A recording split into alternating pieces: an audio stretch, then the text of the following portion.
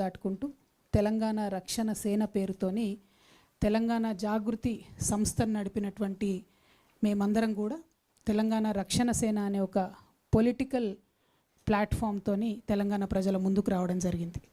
At the same time Telangana Jagruthi as an NGO అట్లానే కొనసాగుతుంది. Telangana Rakshana Sena as a political party Telangana ప్రజలకు ఒక ప్రశ్నించే గొంతుకగా, వారి సమస్యలను ఎత్తి చూపేటటువంటి వేదికగా, అది ప్రతిపక్షాలైనా పాలకపక్షాలైనా జరుగుతున్నటువంటి వర్ధమాన కాలానికి సంబంధించినటువంటి అన్ని అంశాల మీద, గతంలో జరిగినటువంటి అన్యాయాల మీద, కోల్పోయిన అవకాశాల మీద, అన్నిటి మీద కూడా మాట్లాడుతుంది. అయితే తెలంగాణ రక్షణ సేనగా మేము ప్రధానంగా కోరుకునేది సర్వోదయ తెలంగాణ సాధించాలని మా లక్ష్యం. సర్వోదయ తెలంగాణ అంటే ఏంటి? సర్వులకు ఉదయం రావాలి, అందరి జీవితాల్లో వెలుగులు రావాలి, తెలంగాణ రాష్ట్రాన్ని సాధించాలనే ఒక ఉక్కు సంకల్పంతో బయలుదేరినటువంటి రోజు కూడా మనందరి కళలు కూడా సర్వోదయ తెలంగాణ రావాలనే ఉండే, అందరికీ వెలుగులు రావాలి, అందరం బాగుండాలనేటటువంటి ఆలోచన. మరి సర్వోదయ తెలంగాణ సాధించాలంటే తెలంగాణ రక్షణ సేన ఎట్లా సాధిస్తుంది? దానికి టూల్, దానికి ఒక మార్గం, దానికి ఏంటిది వే అంటే మేము ఒక 5 అంశాలను ప్రాధాన్యత అంశాలుగా ఎన్నుకున్నాం. పాంచజన్యం అనేటటువంటి ఒక కార్యక్రమాన్ని తీసుకున్నాం. పాంచజన్యం పేరులోనే ఒక పవర్ ఉంటుంది. అది భగవంతుడు శ్రీకృష్ణుడి యొక్క శంఖం పేరు. ఆయన ఎప్పుడైతే అధర్మం పైన యుద్ధం చేయాలనుకున్నాడో ఆ సందర్భంలో యుద్ధ బేరి మోగించడానికి వాడినటువంటి శంఖం కాబట్టి ఇవాళ తెలంగాణ రాష్ట్రంలో ఉండేటటువంటి అనేక పరిస్థితుల మీద మేము ఒక యుద్ధ బేరి మోగించి ముందుకెళ్ళి ప్రజల పక్షాన నిలబడి ప్రజల కోసం పనిచేయాలనుకుంటున్నాం. కాబట్టి పాంచజన్యం అనేటటువంటి పేరుతోని 5 ప్రాధాన్యత అంశాలను ఎంచుకొని ఇవాళ ప్రతిపక్షంలో ఉన్నాం కాబట్టి పాలకపక్షాన్ని ఈ 5 అంశాల మీద ప్రశ్నిస్తూ ఉంటాం. రేపు మేము అధికారంలోకి వచ్చినాక ఈ 5 అంశాలే ప్రాధాన్యతగా చేసుకొని పరిపాలన కూడా చేస్తామని చెప్పడానికి సంతోషిస్తూ ఉన్నాను. మరి పాంచజన్యంలో మొట్టమొదటి అంశం విద్యగా మేము ఎంచుకోవడం జరిగింది. ఇవాళ ఒక పేద మధ్యతరగతి ఇండ్లు చూసుకున్నట్టయితే విద్యకు వైద్యానికి కలిపి 60% పైచిలకు వాళ్ళ మొత్తానికి ఇన్కమ్ అంతా కూడా వెళ్ళిపోతుంది. 60% ఇన్కమ్ ఈ రెండిటికే పోయిన తర్వాత సేవింగ్స్కి కానీ, ఒక కొత్త వ్యాపారం చేసుకోవడానికి కానీ, ఒక చిన్న అసెట్ కొనుక్కోవడానికి కానీ, ఒక నగ కొనుక్కోవడానికి కానీ, అనుకోకుండా ఏదైనా ఎమర్జెన్సీ వస్తే చేసుకోవడానికి కానీ పేద మధ్యతరగతి ఇంట్లో ఒక రూపాయి కూడా మిగిలే పరిస్థితి లేదు. కాబట్టి విద్యను సంపూర్ణంగా ఉచితంగా ఇవ్వాలని మేము తెలంగాణ రక్షణ సేన నుంచి ఒక సంకల్పం తీసుకుంటున్నాం. ప్రభుత్వంలో ఆల్రెడీ ఉచిత విద్య ఉంది, కరెక్టే. కానీ ఇవాళ మెజారిటీ పిల్లలు 75% వరకు కూడా పిల్లలు ప్రైవేట్లో చదువుతూ ఉన్నారు. మేము తెలంగాణ రక్షణ సేన నుంచి అనేక మంది నిపుణులతో సంప్రదించిన తర్వాత ప్రైవేట్ స్కూళ్ళలో చదివేటటువంటి వాళ్ళకు, ప్రైవేట్ కాలేజ్లో చదివేటటువంటి వాళ్ళకు, ప్రొఫెషనల్ కోర్సెస్లో ఉన్నటువంటి వాళ్ళకు కూడా విద్యను ఉచితంగా ఇవ్వాలనేటటువంటి ఒక సంకల్పంతోనే మేము ముందుకు రావడం జరుగుతుంది. ఇవాళ నేను ఇది మాట్లాడుతున్నటువంటి సందర్భంలో ఒక పిల్లగాడు 3వ తరగతిలో ఉంటే మేము అధికారంలోకి వచ్చేటప్పటికి ఆ పిల్లగాడు 5వ తరగతికో 6వ తరగతికో వస్తాడు. ఎన్నికలు 6 నెలలు అటు ఇటు అయితే అంటున్నారు కాబట్టి. అంటే మీ పిల్లగాడు 5వ తరగతి నుంచి డిగ్రీ దాకా చదువుకున్నా, ఇంజనీరింగ్ చేసినా, ఏం చేసినా ప్రభుత్వమే ఆ ఖర్చు భరించి ఉచితంగా విద్యను ఇవ్వాలనేటటువంటి మా సంకల్పం. దానికి సంబంధించి లెక్కలేసినాం. ఎన్ని పాఠశాలలు ఉన్నాయి, ఏ గ్రేడ్లో ఎన్ని పాఠశాలలు ఉన్నాయి, ఏ తరగతుల్లో ఎవరెవరు చదువుతూ ఉన్నారు, ఇటువంటి లెక్కలు అనేకం వేసిన తర్వాతనే చాలా స్పష్టంగా, చాలా నిర్దిష్టమైనటువంటి ప్రణాళికలు సిద్ధం చేసుకున్ననే నేను ఈ అనౌన్స్మెంట్ చేస్తూ ఉన్నా. మీరందరూ గత 20 సంవత్సరాల నుంచి నన్ను చూసిండ్రు. 27 ఏళ్ల వయసులో నేను ఉద్యమానికి వస్తే ఇప్పుడు నాకు 47 దాటి 48కి వచ్చిన.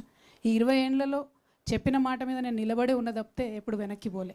ఎన్ని కష్టాలు వచ్చినా, ఎన్ని నష్టాలు వచ్చినా చెప్పిన మాట మీద, పట్టిన తువ్వ మీద విడవకుండా నేను నిలబడి ఉన్నటువంటి వ్యక్తిని.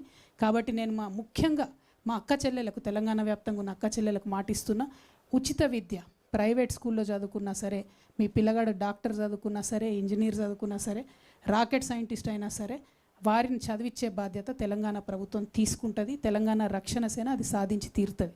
మీ జేబులకెళ్ళి ఒక్క రూపాయి ఖర్చు లేకుండా చేసి నేను చూపిస్తాను. రెండవది వైద్యం.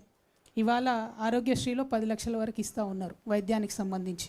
అంతకుముందు వైఎస్ రాజశేఖర రెడ్డి గారు ఈ పథకం పెట్టినప్పుడు 2 లక్షల రూపాయలు ఇస్తామంటే అసలు సాధ్యమవుతుందా, ఎట్లా ఇస్తారు అని మాట్లాడారు.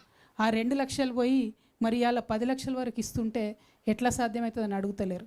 కానీ ఇంకొంచెం మనసు పెట్టి ఆలోచన చేస్తే ఇవాళ క్యాన్సర్ జ్వరం వచ్చినట్టు వస్తుంది, కానీ క్యాన్సర్ క్రోసిన్ వేసుకుంటే పోదు మరి. కాబట్టి క్యాన్సర్కి కావాల్సినటువంటి ట్రీట్మెంట్ ఏదైతే ఉంటుందో 10 lakhs 15 lakhs 20 lakhs 25 lakhs ఎంత బాధగా ఉంటుందండి. కండ్ల ముంగట ఇంటి మనిషి చనిపోతుంటే ఆ వైద్యానికి డబ్బులు ఇవ్వలేనటువంటి వాళ్ళు చాలామంది ఉన్నారు. నిన్నగాక మొన్న గద్వాల్లో ఒక ఎగ్జాంపుల్ చూసినాం. గవర్నమెంట్ హాస్పిటల్కి తల్లిని తీసుకపోతే మా దగ్గర లేదయ్యా ఇంతకన్నా వైద్యం, దయచేసి మీరు తీసుకుపోండి అంటే ఓన్లీ 3 lakhs rupees అవుతుంది. తెలిసి కూడా ఎక్కడికి తీసుకుపోదాము, ఎట్లా తీసుకుపోదాము, ఆడికి తీసుకుపోయినాక 3 లక్షలు అంటారు, చేర్చినాక 15 లక్షలు అంటారు. మా పరిస్థితి ఏందని తల్లిని పోన్లే బతికింది కదా ఉన్నన్నాళ్ళని సర్ది పెట్టుకునే పరిస్థితి ఇవ్వాలని కూడా తెలంగాణ రాష్ట్రంలో ఉన్నది. అంటే ప్రపంచమంతానేమో లైఫ్ స్పాన్ పెరుగుతుంది, 90 years 95 years బతుకుతారు. తెలంగాణ వాళ్ళం ఎందుకు కాంప్రమైజ్ కావాలి? నిన్న మొన్న నేను ఈ పార్టీ ప్రకటన చేసినప్పుడు ఈ మాట మాట్లాడితే కొంతమంది విమర్శ చేశారు. ఎట్లా సాధ్యమవుతుంది అంటే, ఫ్రీ మీల్స్ పెట్టాలని ఆనాడు అనుకున్నప్పుడు సాధ్యమవుతుంది అనుకోలే, స్కూళ్ళల్లో సాధ్యమైంది. ఇలా దేశమంతా అదే పని చేస్తుంది. ఆనాడు ఆరోగ్యశ్రీలో 2 లక్షలు ఇస్తామనుకున్నప్పుడు సాధ్యం కాదనుకున్నారు, సాధ్యమైంది. ఇలా అనేక రాష్ట్రాలు ఫాలో అవుతున్నాయి. ఖచ్చితంగా ఉచిత వైద్యం ఎన్ని లక్షలు ఖర్చు అయినా సరే తెలంగాణ బిడ్డల ప్రాణాలు కాపాడుకోవడానికి ఖచ్చితంగా మా ప్రభుత్వం వస్తుంది. దాంట్లో ఏ కార్పొరేట్ హాస్పిటల్లో తెలంగాణ వ్యాప్తంగా ఉన్న వైద్యం చేయించుకున్నా ఎంత పెద్ద రోగమైనా ఎంత ఖర్చు అయినా మీ జేబులకి వెళ్ళి రూపాయి పడకుండా తెలంగాణ రక్షణ సేన ప్రభుత్వం ఖచ్చితంగా సాధించి తీరుతుంది. ఈ 2 మా పాంచజన్యంలో మొదటి అంశాలు. మూడవది వ్యవసాయం, చాలా ప్రాధాన్యమైనటువంటి అంశం. మా జెండాలో ఉన్న గ్రీన్ రంగు కూడా మా రైతన్నుల కోసమే, పర్యావరణం కోసమే. రైతన్నలు లేకపోతే ఎవరికి కూడా 2 బుక్కలు అన్నం తినే పరిస్థితి ఉండదు. కాబట్టి మీకు చేతులెత్తి మొక్కుతూ మీ యొక్క సంక్షేమం కోసం, సంక్షేమంతో పాటు మీ యొక్క గౌరవం కోసం, ఆత్మగౌరవం కోసం నేను ఒక ఆడబిడ్డగా తెలంగాణ రక్షణ సేన నుంచి అన్ని రకాల ఏర్పాట్లు చేయడం జరుగుతుంది. ప్రత్యేకించి ప్రభుత్వంలో మీరు ఏ కార్యాలయానికి పోయినా, ఎక్కడికి పోయినా మీకు పిలిచి పీట వేసి కూర్చోబెట్టి గౌరవించి మీ సమస్య తీర్చి పంపాలి. ఇవాళ ఏం జరుగుతుంది?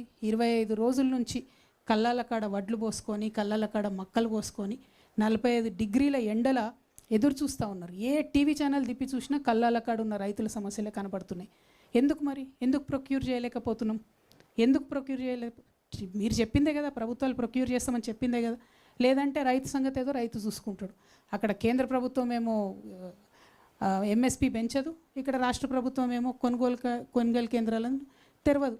కొనుగోలు కేంద్రాలు తెరవమని 25 రోజుల నుంచి ధర్నాలు దీక్షలు చేసే పరిస్థితి రాష్ట్రంలో ఉన్నది. నేను మళ్ళీ మాట ఇస్తా ఉన్నా, ఆ పరిస్థితి మీకు ఉండదు. తెలంగాణ రక్షణ సేన అధికారంలోకి వస్తే మీ దగ్గర నుండి కొన్నటువంటి రైస్ని ఏం చేయాలనేటటువంటి ఆలోచన కూడా పెట్టుకొని చెప్తా ఉన్నాం. రైస్ని ఎక్స్పోర్ట్ చేసేటటువంటి పరిస్థితి ఉంది. ప్రభుత్వాలు ముందడుగు వేస్తలేరు. ఒక కార్పొరేషన్ పెట్టండి, ఎక్స్పోర్ట్ చేయండి రైస్, లైసెన్స్ తీసుకోండి, దాన్ని ఏమైనా వాల్యూ యాడ్ చేయండి. ఏమి చేయకుండా మేము కొంటే మాకు నష్టం వస్తుందని చెప్పి అనవసరంగా రాజకీయపరమైనటువంటి అంశాలను ముందుకు తీసుకొచ్చి బోనస్ ఇస్తాం అని చెప్పి బోగస్ మాటలు చెప్పి ప్రజల్ని మోసం చేయడం తప్పితే నిజంగా రైతన్న ఆవేదన అర్థం చేసుకుంటలేరు. మేము పోయి చూస్తూ ఉన్నాం, ఊర్ల పొంట తిరుగుతూ ఉన్నాం. మొన్న జాగృతి జనంబాట కార్యక్రమంలో పోతే ఎంత బాధ అనిపించిందంటే, ఒక రైతును పాపం మక్క